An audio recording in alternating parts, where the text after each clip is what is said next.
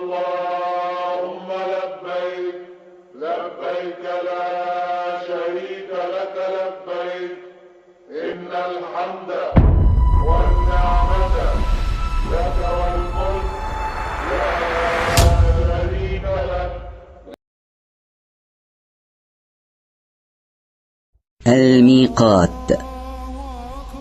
أخي الحاج، إذا وصلت إلى الميقات أو كنت بمحاذاته فاغتسل وتنظف وطيب بدنك، ثم البس ملابس الإحرام وهي الإزار والرداء. وللمرأة أن تلبس ما شاءت من الثياب الساترة من غير زينة أو تبرج. ويستحب أن يكون الإحرام عقب صلاة فريضة إن كان الوقت وقت فريضة، وإن لم يكن وقت فريضة فلك أن تصلي ركعتين ناويا بهما سنة الوضوء. ثم انوي الدخول في النسك الذي تريد، فإن أردت الإفراد فقل لبيك حجا، وإن أردت القران فقل لبيك عمرة وحجا، وإن أردت التمتع فقل لبيك عمرة، ثم اشرع في التلبية قائلا لبيك اللهم لبيك لبيك لا شريك لك لبيك إن الحمد والنعمة لك والملك لا شريك لك، وأكثر منها حتى تصل إلى مكة وتشرع في الطواف. وتذكر أنه بدخولك في النسك يحرم عليك فعل أشياء حتى تتحلل من إحرامك، وهذه الأشياء هي محظورات الإحرام. فلا تلبس المخيط وهو ما كان مفصلا على الجسم أو بعضه، ولا تغطي رأسك بملاصق، ولا تأخذ شيئا من شعر الرأس أو البدن، ولا تتطيب، ولا تقلم أظافرك، ولا تقتل الصيد البري، ولا تعاون على قتله. كما يحرم على المحرم عقد النكاح وجماع أهله أو مباشرتهم بشهوة. ولا تنتقب المرأة المحرمة، ولا تلبس القفازين. وصول مكة. فإذا وصلت إلى المسجد الحرام فقدم رجلك اليمنى عند دخولك قائلا بسم الله والصلاة والسلام على رسول الله، اللهم اغفر لي ذنوبي وافتح لي أبواب رحمتك. وادخل بخشوع وخضوع وتعظيم لله عز وجل، مستحضرا بذلك نعمة الله عليك بتيسير الوصول إلى بيته. الطواف. ثم تقدم نحو الكعبة، وقبل شروعك في الطواف اقطع التلبية، ثم اجعل وسط الرداء تحت إبطك الأيمن وطرفيه على كتفك الأيسر، وهذا هو الاضطباع، وهو خاص بهذا الطواف. واتجه إلى الحجر الأسود لتبدأ طوافك منه، فإن تيسر لك تقبيله بدون إيذاء أو مزاحمة فافعل، وإلا فاستلمه بيدك. فإن لم يتيسر استلامه فأشر إليه من بعيد باليد اليمنى قائلا الله أكبر، واجعل البيت عن يسارك، واشتغل بذكر الله والدعاء والاستغفار. وأسرع المشي مع مقاربة الخطى في الثلاثة الأشواط الأولى، وهو ما يسمى بالرمل، وامشي في البقية مشيا عاديا. فإذا وصلت إلى الركن اليماني وهو الركن الذي يسبق الحجر الأسود فاستلمه بدون تقبيل إن تيسر ذلك، وإن لم يتيسر فلا تشر إليه من بعيد.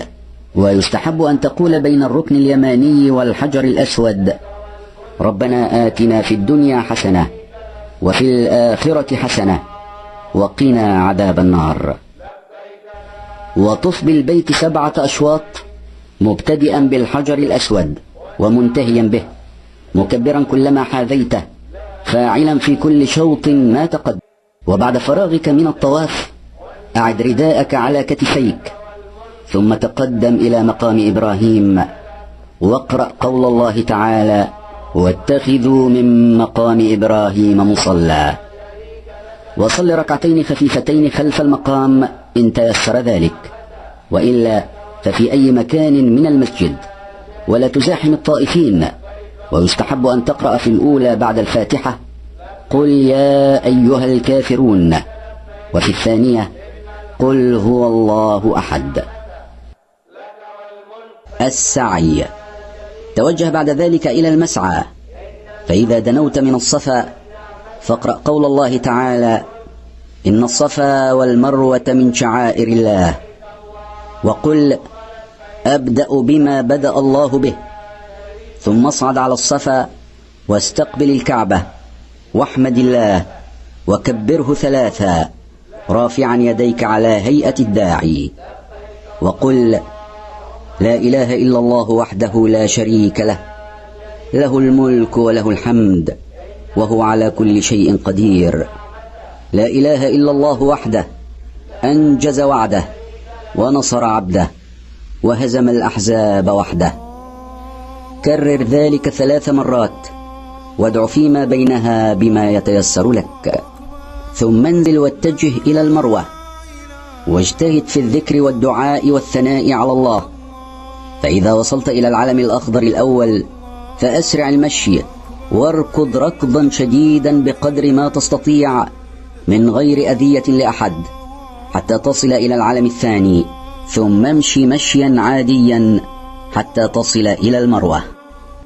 فإذا وصلت إلى المروة فافعل عليه مثل ما فعلت على الصفا، وبذلك تكون قد أتممت شوطا من أشواط السعي 7. ثم انزل عائدا إلى الصفا، ماشيا في موضع المشي، مسرعا في موضع الإسراع، وهكذا حتى تتم 7 أشواط، مبتدئا بالصفا منتهيا بالمروة. الحلق أو التقصير. فإذا أتممت سعيك، فإن كنت متمتعا فاحلق شعر رأسك أو قصره حتى تتحلل من إحرامك، وبذلك تكون قد تمت عمرتك، وحل لك ما كان محرما عليك من محظورات الإحرام. وعليك البقاء بمكة حتى تحرم بالحج من مكانك في اليوم 8 من ذي الحجة. وإن كنت قارنا أو مفردا فابق على إحرامك حتى ذلك اليوم. يوم التروية. إذا كان يوم التروية وهو اليوم 8 من ذي الحجة فأحرم بالحج من مكانك الذي أنت فيه، ثم اخرج إلى منى، وصل بها الظهر والعصر والمغرب والعشاء والفجر في أوقاتها قصرا بدون جمع، وأكثر من التلبية وذكر الله تعالى. الوقوف بعرفة.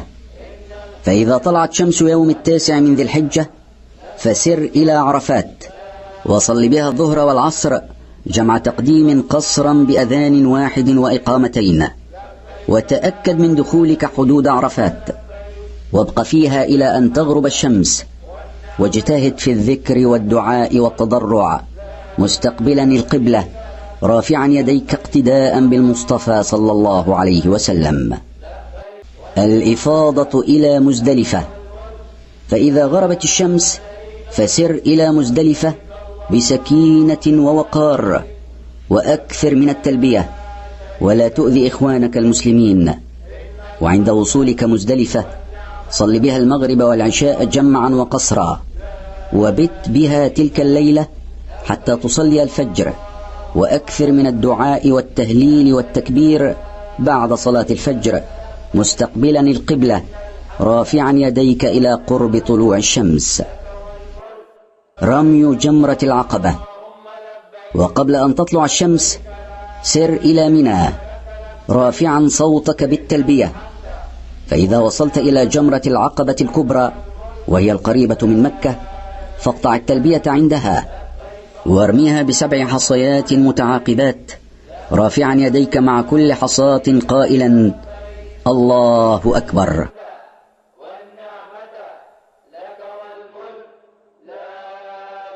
التحلل الأول. وبعد الرمي اذبح هديك إن كان عليك هدي، ثم احلق شعر رأسك أو قصره، والحلق أفضل. والمرأة تقصر من كل ضفيرة قدر أنملة، وبذلك تكون قد تحللت التحلل الأول، وأبيح لك جميع محظورات الإحرام إلا النساء. طواف الإفاضة. ثم تنظف واغتسل وتطيب وانزل إلى مكة لتطوف طواف الإفاضة، واسع بعده سعي الحج إن كنت متمتعا، وكذلك إن كنت قارنا أو مفردا ولم تسع مع طواف القدوم. وأما إذا كنت قد سعيت مع طواف القدوم فلا تعد السعي مرة أخرى، وبهذا تكون قد تحللت التحلل الأكبر، ولك أن تؤخر طواف الإفاضة إلى ما بعد أيام منى حين تنزل إلى مكة. المبيت بمنى. وبعد طواف الإفاضة عد إلى منى وبت بها ليلة 11 و12 إن أردت التعجل، وإن تأخرت وغربت عليك شمس يوم 12 فيلزمك أن تبيت بها ليلة 13 أيضا. والمبيت في هذه الليالي واجب من واجبات الحج، لا يجوز تركه أو التهاون فيه من غير عذر. رمي الجمار. وعليك في كل يوم من هذه الأيام التي تبقى فيها بمنى أن ترمي الجمرات الثلاث، فتبدأ بالجمرة الصغرى وهي أبعدهن من مكة، ثم الوسطى، ثم جمرة العقبة. ترمي كل واحدة ب7 حصيات متعاقبات مكبرا مع كل حصاة، ويسن لك أن تقف للدعاء بعد الانتهاء من الجمرة الأولى والثانية مستقبلا القبلة رافعا يديك، ولا تقف بعد الثالثة. طواف الوداع. فإذا رجعت إلى مكة وأردت السفر إلى بلدك فلا تخرج منها حتى تطوف بالبيت طواف الوداع 7 أشواط ليكون آخر عهدك بالبيت. ورخص للحائض والنفساء ترك هذا الطواف، وبذلك تكون أعمال الحج قد انتهت. نسأل الله أن يجعل حجك مبرورا وسعيك مشكورا وذنبك مغفورا.